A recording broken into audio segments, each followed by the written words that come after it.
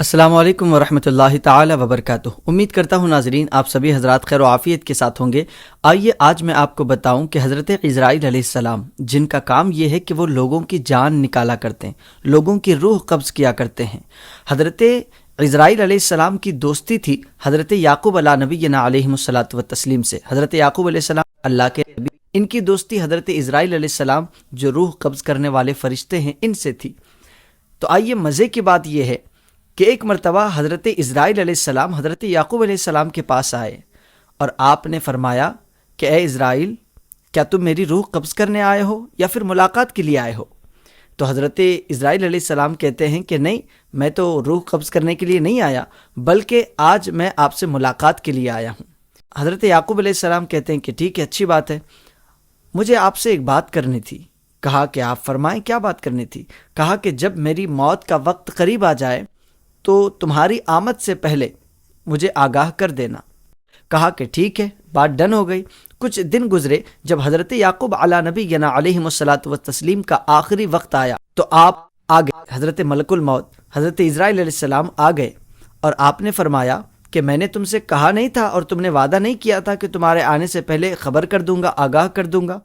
تو حضرت عزرائیل علیہ السلام ملک الموت کہتے ہیں کہ میں نے تو آپ کو آگاہ کیا تھا، میرے آنے سے پہلے تین قاصد تو بھیجے تھے۔ پہلے آپ کے سر کے بال اور آپ کے داڑھی کے بال سفید ہوئے، یہ میرا پہلا قاصد تھا، اور اس کے بعد آپ کے جسم سے قوت اور توانائی ختم ہو گئی، یہ میرا دوسرا قاصد تھا، اور اس کے بعد آپ کا بدن جھکنے لگا، یہ میرا تیسرا قاصد تھا۔ کہا کہ میں نے اپنے وعدے کے مطابق تین قاصد بھیجے تھے، اور اے یعقوب علیہ السلام، ہر انسان کے پاس میری آمد سے پہلے یہ 3 قاصد آتے ہی ہیں۔ آپ اندازہ لگائیں، جب انسان کے بال سفید ہو جائیں، سر کے بال سفید ہو جائیں، تو ملک الموت کے آنے کی یہ پہلی نشانی ہے۔ اور اگر انسان کے جسم سے طاقت اور قوت اور توانائی ختم ہو جائے تو یہ دوسرا قاصد ہے۔ اور اس کے بعد جب انسان کا بدن جھکنے لگے، کمر ٹیڑھی ہونے لگے، تو ملک الموت فرماتے ہیں کہ یہ میرا تیسرا قاصد ہے۔ اللہ اکبر۔ اور حضرت علی فرماتے ہیں کہ جب میں ایک سانس لیتا ہوں، اور کافی لوگ کہتے ہیں نا کہ جوانی میں انسان مر گیا، کافی لوگ یہ بھی کہتے ہیں کہ ابھی بوڑھا نہیں تھا، ابھی بہت عمر تھی اس کی۔ جوانی میں کوئی 18 سال میں مر جاتا ہے، کوئی پیدا ہونے کے ساتھ ہی مر جاتا ہے، کوئی 3 سال میں دنیا سے چلا جاتا ہے، کوئی 10 سال میں چلا جاتا ہے۔ ضروری نہیں ہے کہ سر کے بال سفید ہوں تبھی انسان مرتا ہے، ضروری نہیں ہے کہ اس کے جسم سے طاقت و قوت ختم ہو جائے تبھی انسان مرتا ہے۔ کافی لوگوں کو آپ نے بھی دیکھا ہوگا کہ کئی ایسے لوگ ہیں ہماری معاشرے کے اندر، ہماری گلی کوچوں میں، کئی لوگوں کو ہم نے دیکھا کہ ابھی عمر ہوتی ہے لیکن اس سے پہلے وہ اس دنیا سے چلے جاتے ہیں، ملک الموت ان کی روح قبض کر لیتے ہیں۔ تو اب سوال یہ پیدا ہوتا ہے کہ وہ کیسے مرتے ہیں؟ آئیے میں آپ کو بتاؤں، حضرت مولا علی مشکل کشا کرم اللہ وجہہ الکریم کا ایک قول بتاؤں۔ حضرت مولا علی فرماتے ہیں کہ میں ایک سانس لیتا ہوں، یعنی اس طرح میں نے ایک سانس لی، تو جب میں ایک سانس لیتا ہوں تو مجھے بھروسہ نہیں ہوتا کہ میں وہ سانس چھوڑ بھی پاؤں گا کہ نہیں پاؤں گا، اس سے پہلے میری موت آ جائے۔ فرماتے ہیں کہ میں ایک سانس لیتا ہوں تو دوسری سانس کا مجھے بھروسہ نہیں ہوتا کہ کب موت آ جائے۔ اللہ اکبر۔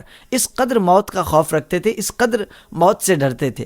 لیکن آج ہمارے اس معاشرے کا آپ جائزہ لیں تو آپ کو پتہ چلے گا، معلوم ہوگا کہ آج کئی لوگ، کئی نوجوان اور کئی بزرگ حضرات ایسے ہیں، انہیں موت کی کوئی فکر نہیں، انہیں آخرت کا کوئی ڈر نہیں، اس طرح جی رہے ہوتے ہیں کہ زندگی پوری انہی کے نام لکھ دی گئی ہے، تمام لوگوں کی زندگی انہی کے نام لکھ دی گئی ہے، اس طرح وہ جیتے ہیں۔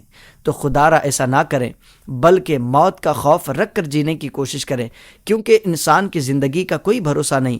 امام عشق و محبت فرماتے ہیں، رخ دن حیا مہر سما، یہ بھی نہیں وہ بھی نہیں، شب زلف یا مشک خطا، یہ بھی نہیں وہ بھی نہیں، اور رزق خدا کھایا کیا، فرمان حق ٹالا کیا، شکر کرم تر سے سزا، یہ بھی نہیں وہ بھی نہیں، اور دن لہو میں کھونا تجھے، شب صبح تک سونا تجھے، شرم نبی خوف خدا، یہ بھی نہیں وہ بھی نہیں۔